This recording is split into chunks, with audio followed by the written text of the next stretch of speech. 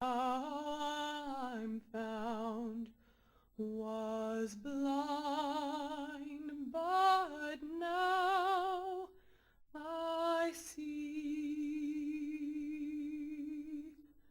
'Twas grace that taught my heart to fear, and grace my fears relieved. How precious did that grace appear, the hour I first believed.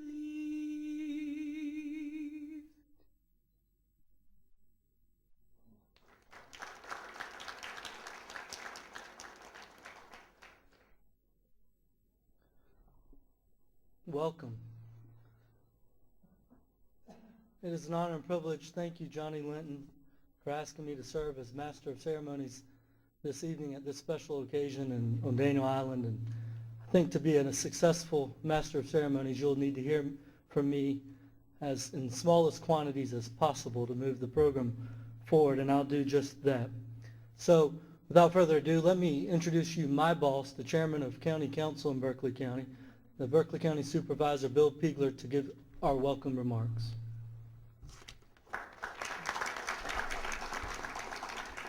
I will tell you openly and without shame, that's the shortest amount of speech I've ever heard from Josh at one time.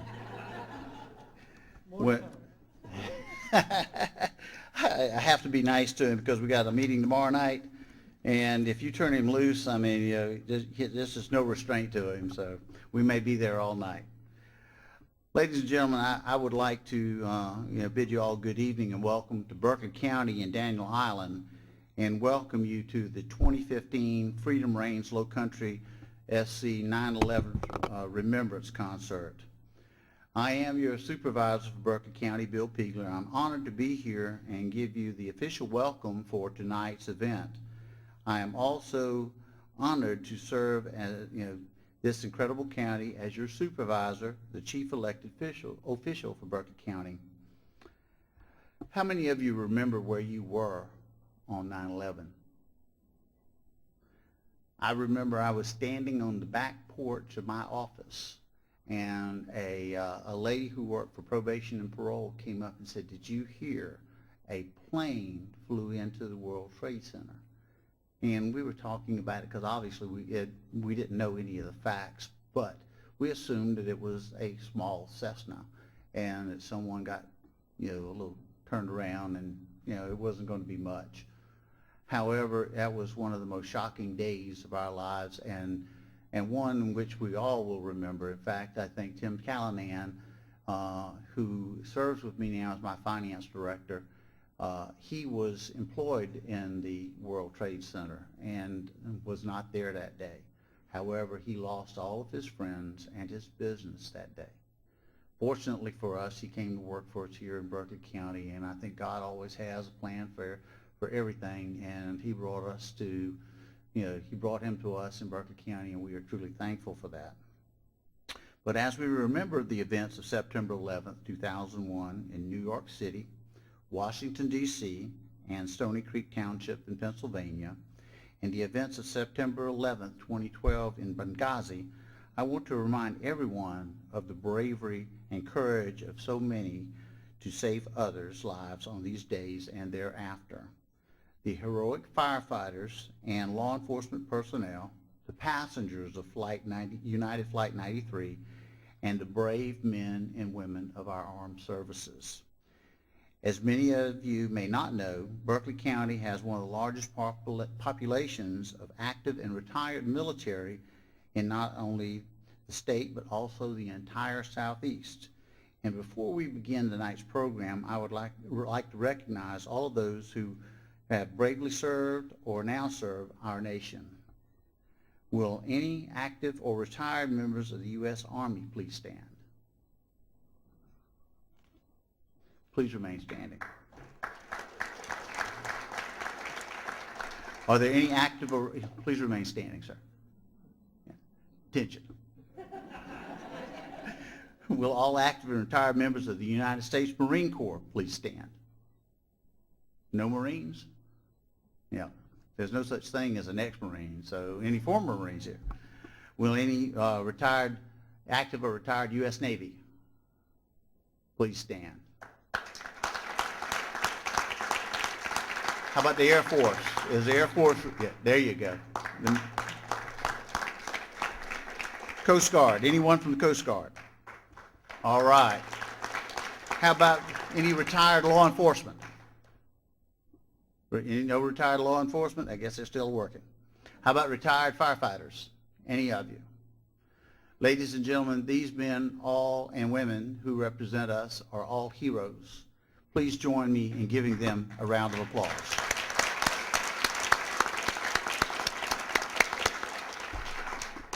I salute you, I praise you, I respect you.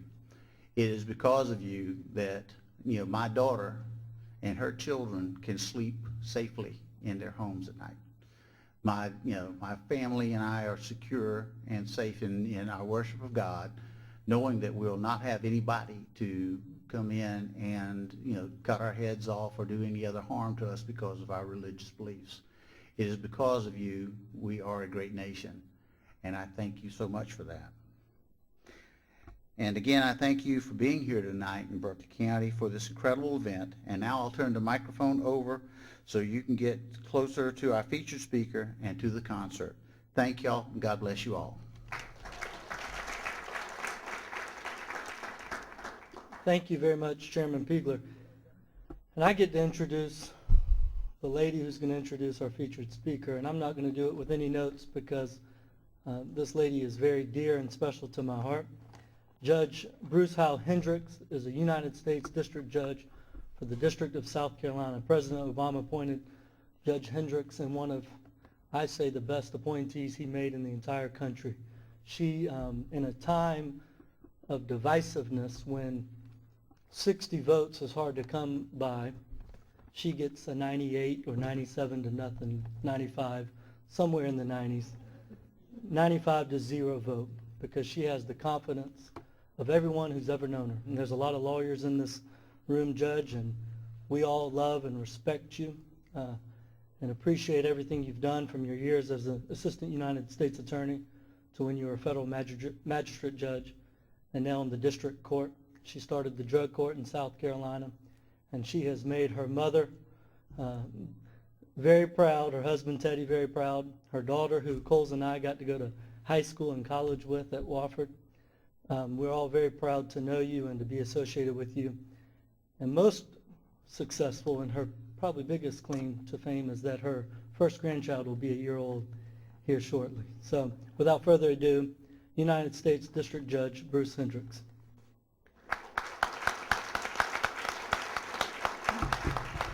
Thank you very much for that extraordinarily warm welcome, Josh, who's also very dear to my heart as well, going back to when you gave my daughter Brucey and I our tour of Wofford College, and we were hooked within 2 minutes, and it's been a great relationship ever since. I was told that I'm not the keynote speaker, but I sure could spend an hour myself just on Bob. But I'll keep it to about 30 minutes. And while it may not have the eloquence of the speech he's about to give, so good his speech is that it was delivered at the national meeting of the American College of Trial Lawyers to a standing ovation. It sure would have a whole lot of good dirt on him. But Bob is family. As solicitor many years ago, my dad was finally given an opportunity to hire one other lawyer for the office, the solicitor's office, and that was Bob. And they rode all over Charleston and Berkeley counties, ostensibly doing justice, but mostly making a complete mess everywhere they went. But Bob is a brilliant lawyer. He's past president of the Charleston County Bar Association and the Exchange Club of Charleston. He's a 30-year fellow of the American College of Trial Lawyers. He's a graduate of the University of South Carolina School of Law and admitted to numerous courts, including the United States Supreme Court. His son, Bruce, was an acolyte at my wedding and a dear friend. Bob is extraordinarily special to me, my mother, my family, and this entire community. And we have the privilege today to hear him deliver his One Nation Under God speech, which has been given before to overwhelming acclaim. Bob has a special gift for reminding us of all the virtues of our unique and constitutional democracy. So please help us welcome my dear friend, Robert Wallace.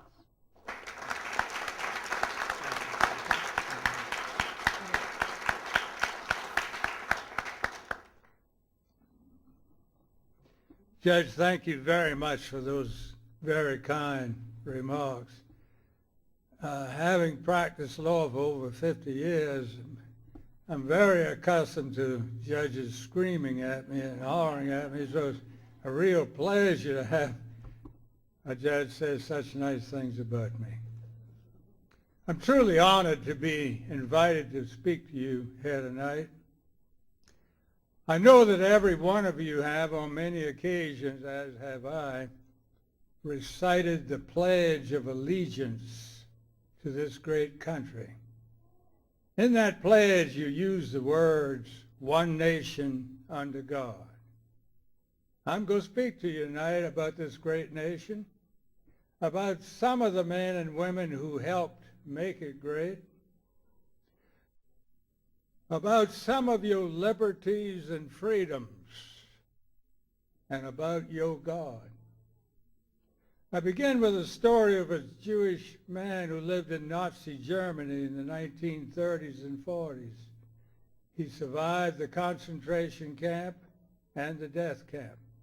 He survived, he believed, because of his faith in God and the fact that every day he would recite from memory the 23rd Psalm, "The Lord is my shepherd." After the war, he and a young but famous Shakespearean actor became good friends, and they would visit from time to time. One day the actor was visiting with the old man, and he asked him to go with him to the synagogue that night where they were having a program and recite the 23rd Psalm. The actor, of course, knew the importance of the psalm in the old man's life and readily agreed to do so, but on the special condition that when he finished, the old man would also recite the 23rd Psalm. The actor's recitation that night was a performance, a magnificent performance. His enunciation, pronunciation, diction, rhythm, rhyme, everything was just perfect. When he finished, the audience applauded, they cheered. He then called on his old friend, who began with a weak voice, a voice that broke again and again with emotion as he relived those terrible days. When he finally finished, there was no applause, no cheers. There was stunned silence, for in every eye and on every cheek there were tears. Finally, the actor said to the audience, "You see, my friends, the difference? I know the psalm, but he knows the shepherd." One nation under God. We Americans are guaranteed freedom of religion by the First Amendment to our Constitution. Neither the federal government, the state government, nor even county council here in Charleston has the right to tell Americans how to worship. Your government really does not have any business in your religion. It is, and it ought to be, neutral. Many countries this is not true. Many countries people are told who to worship, how to worship, where to worship. Some countries, Cuba, China, recently Russia, people were told from the day they were born to the day they died, there was no God and you cannot worship. I believe that every man and every woman, no matter what country they live in, sometime during their lifetime will come to know the shepherd, regardless of what their government says or does. A case in point, many years ago, the Russian commander of the space station Mir was rescued in space and brought back to Russian soil. The TV reported that the very first words he said when he stepped out on Russian soil were, "Thank God we have returned safely." Now, these are words spoken by a communist. Now, there are those who would say it's a figure of speech and expression. But I believe that any man who's commanded a space station for many months, 250 miles above the surface of the earth, and has a collision with a cargo ship, loses much of his power, his water, his oxygen, then has a fire on board that space station, and suffers a heart attack.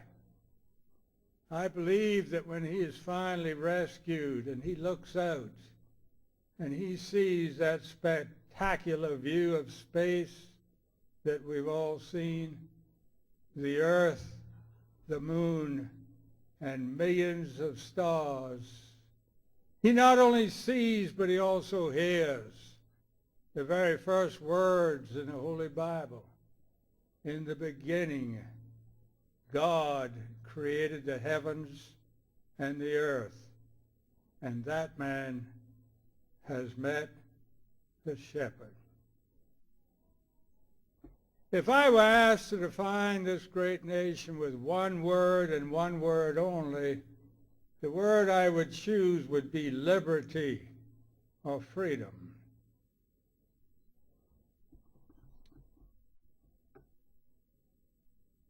We Americans, with our capitalistic system, place a value on nearly everything, including our personal property. But I wonder how many of you have ever considered the value of your freedom. Or in a larger sense, what is it worth to be an American and be free?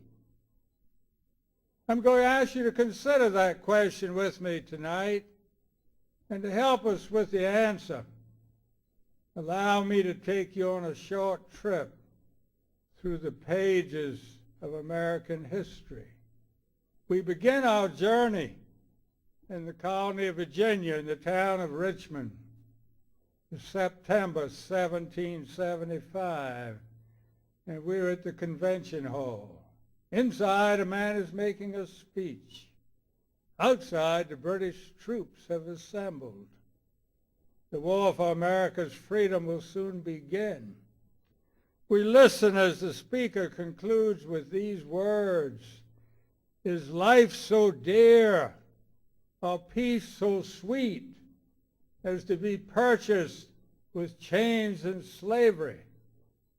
I know not what course others may take, but as for me, give me liberty or give me death." Patrick Henry. We travel a short distance away to the colony of Philadelphia, the colony of Pennsylvania, and the town of Philadelphia. The Second Continental Congress is in session, and they've just passed a resolution unanimously. We read these words from that resolution. We hold these truths to be self-evident, that all men are created equal, that they are endowed by their Creator with certain unalienable rights. Among these are life, liberty, and the pursuit of happiness. It's July the 4th, 1776.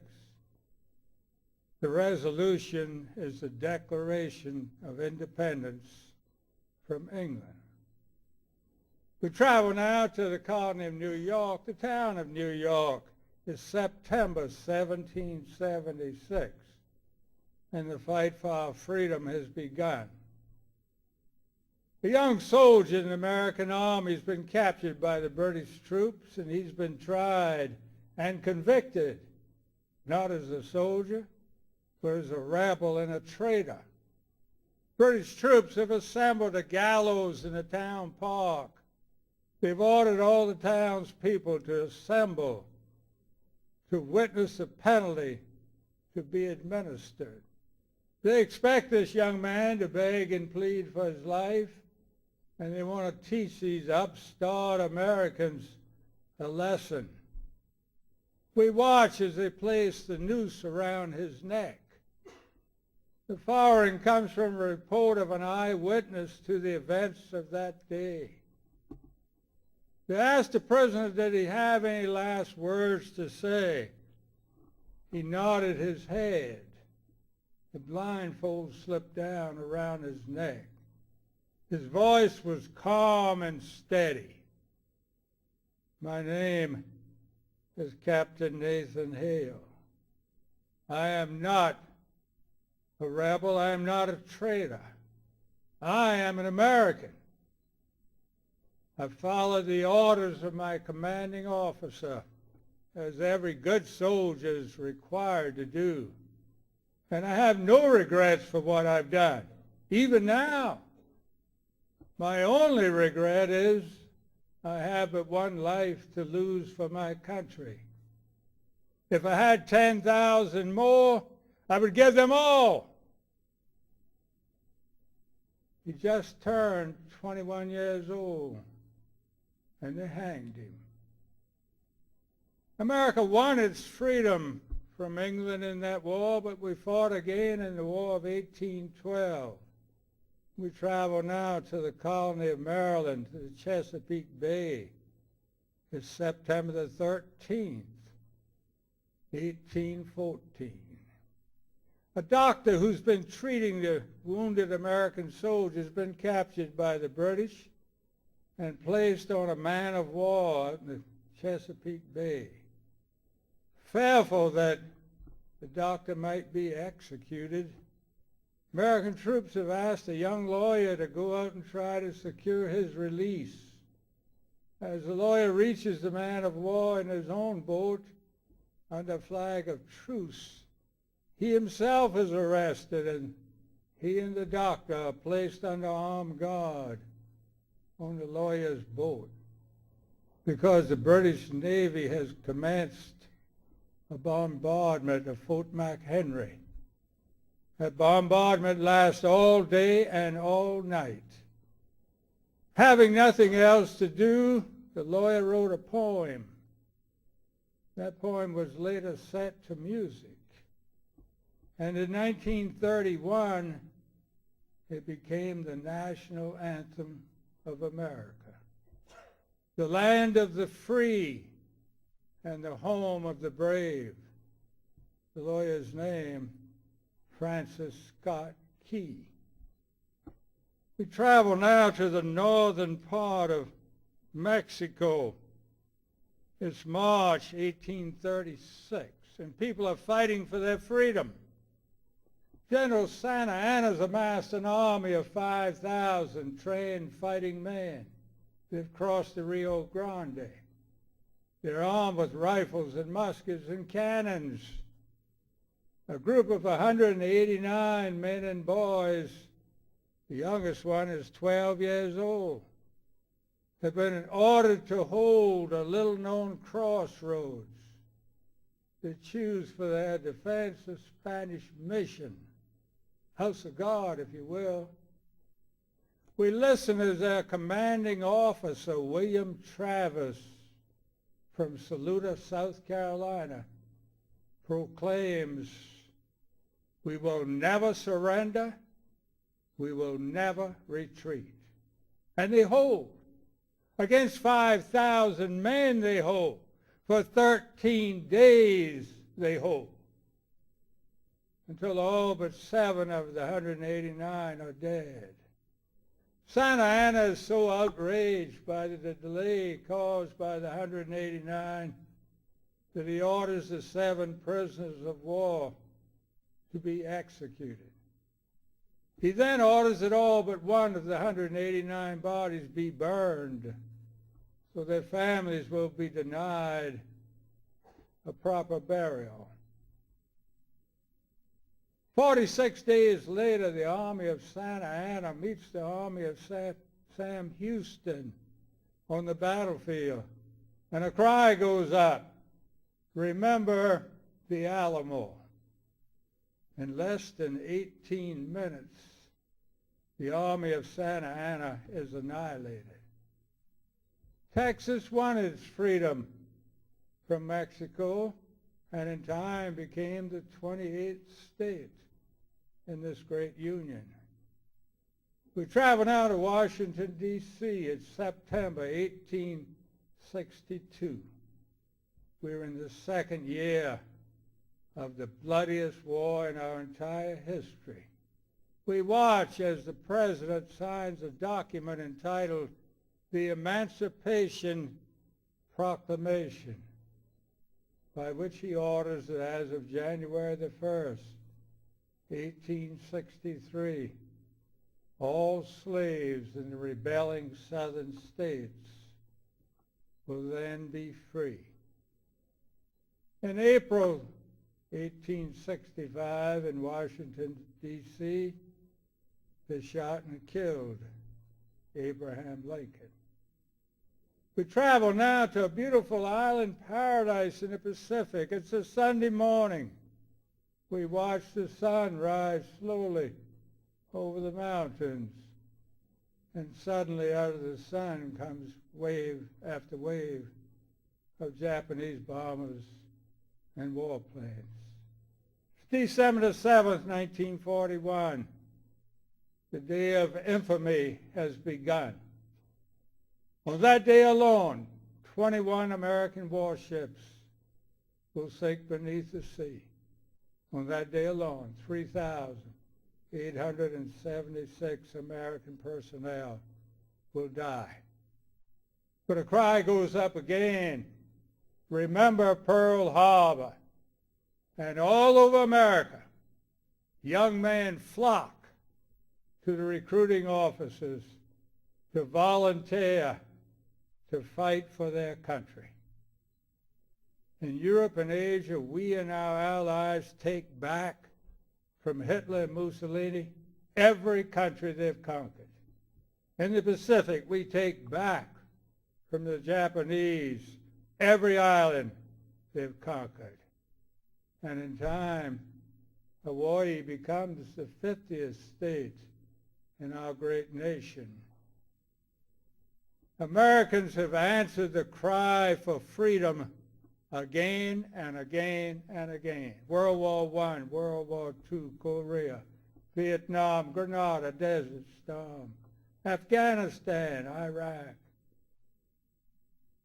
In our very, very short history, more than 1,500,000 men and women have died and are still dying so that you and you and you back there and I can be free. We return now to Washington, D.C. It's January 1961. We've inaugurated a new president. And I believe he probably said it better than anyone else.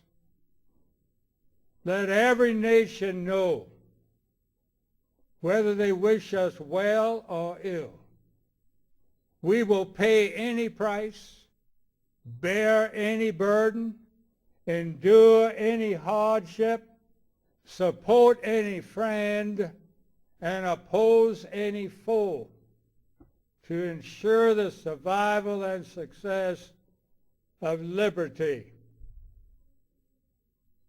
In November 1963 in Dallas, Texas, they shot and killed John F. Kennedy. We travel a short distance away to Lincoln Memorial. It's August 1963 and it's hot. But hundreds of thousands of people have gathered to hear a man make a speech. We white Southerners tend to forget that the speaker during his lifetime never asked for special privileges. All he asked for was freedom. We listen as he concludes that famous speech with these words, "When you let freedom ring from every village and every hamlet and every city and every state, you'll speed up that day when all God's children, black man and white man, Jews and Gentiles, Protestants and Catholics, will all join hands and sing in the words of the Negro spiritual, free at last, free at last, thank God Almighty, we are free at last."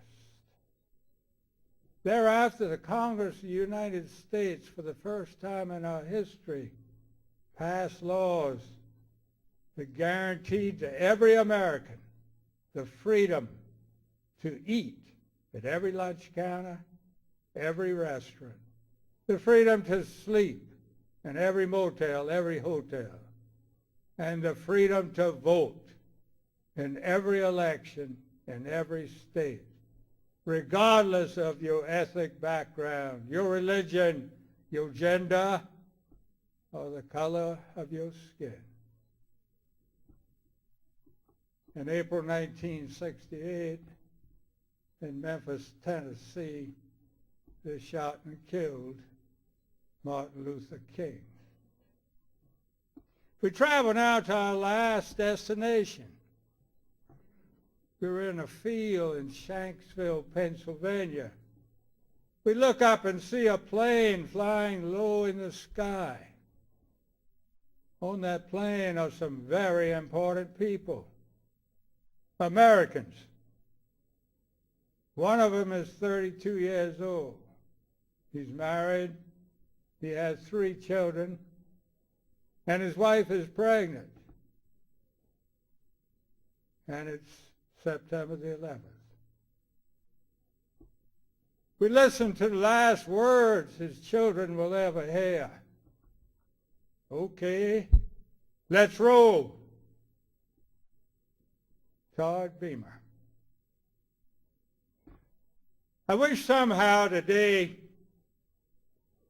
I could tell every one of the victims of September the 11th that the mastermind, Osama bin Laden, has finally learned that payback is hell. And from a watery grave, unmarked, in the middle of the ocean, he did not go to paradise. He went to a burning hell, and that's where he now is.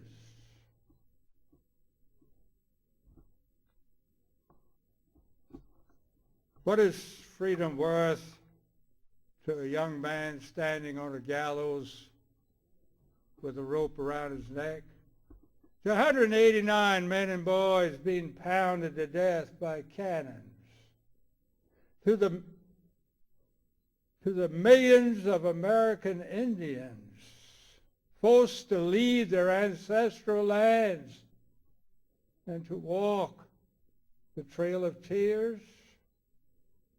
To a white woman named Susan B. Anthony, who in 1883 and again in 1884 went to jail so that American women might someday have the freedom to vote? To 4 million black men, women, and children who wore the chains of slavery for more than 250 years?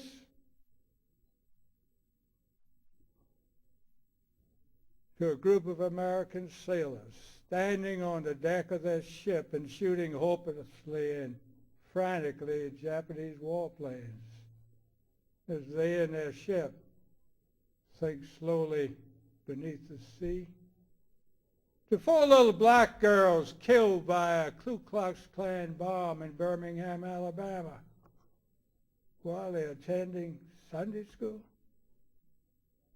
to a Cuban mother clutching her 6-year-old son, Elion, in a sinking boat, trying desperately and fatally to reach freedom in America on Thanksgiving Day?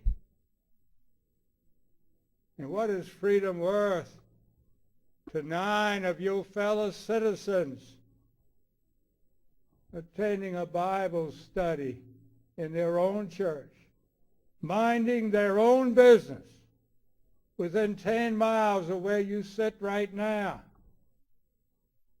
and they're executed because their skin is black? And what is freedom worth to the hundreds and to the thousands of men, women, and children trapped in crashing planes and burning buildings on September the 11th, and suffering fear and pain and horror beyond your knowledge and beyond your comprehension? And finally, what is freedom worth to a young immigrant sailing into New York Harbor for the first time and seeing the smoking, twisted ruins of the World Trade Centers, but then turning and seeing, still standing, that symbol of America known everywhere in the world, a lonely statue with a poem inscribed on its base? The poem reads in part, "Keep, ancient lands, your storied pomp. Give me your tired, your poor, your huddled masses, yearning to breathe free. The wretched refuge of your teeming shores, send these, the homeless, the tempest tossed, to me. I lift my torch beside the golden door." A statue named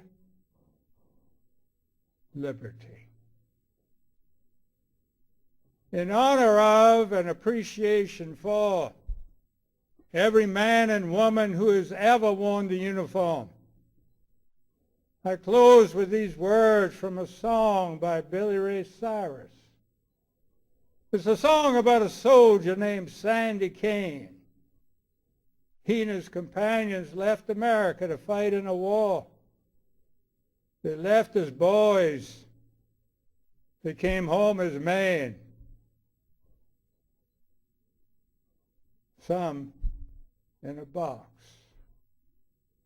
Last stanza of that song goes like this: all gave some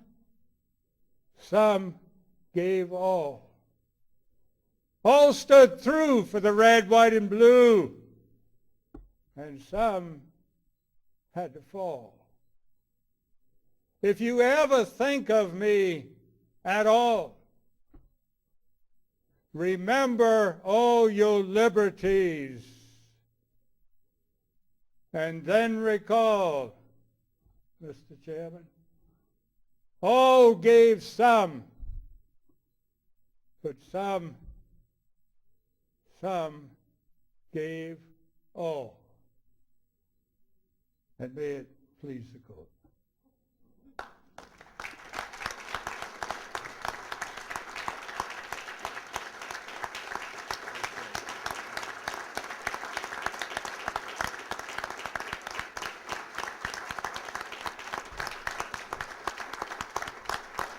Thank you very much.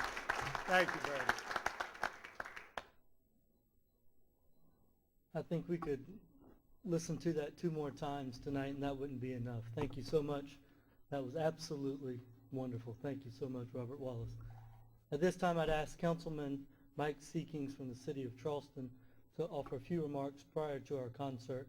Councilman Seekings represents a great portion of the city of Charleston and also is chairman of the Carter Board and is on several other philanthropic organizations. Councilman Seekings, thank you. Thank you very much, Council Member. Mr. Supervisor, Bob, Your Honor, ladies and gentlemen, on this day and night of remembrance, I would be remiss if I didn't tell you that my grandfather spent 3 years as a prisoner of the Japanese. My father spent a career in the Royal Air Force. I am a first-generation American immigrant. And it is unimaginable to me as I sit here before you tonight that I've been asked to thank you for coming here on behalf of a city in the United States of America.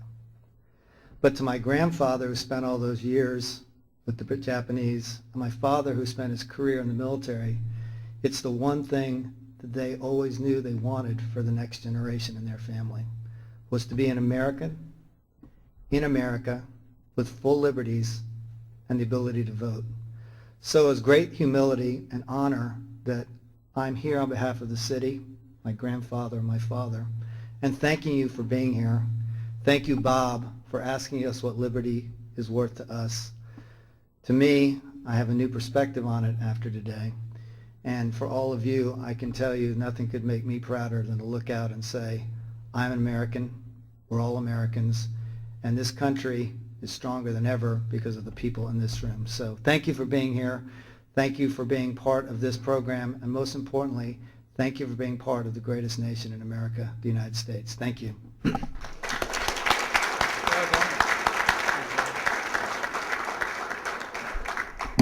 At this time, I want to publicly recognize the executive director of this event who had a vision 10 years ago to start a remembrance for 9/11. He started it in Somerville on the 10th anniversary. He has done unimaginable work to bring it to Daniel Island and to Charleston. Everyone, please join me in giving Johnny Linton a round of applause. Stand up.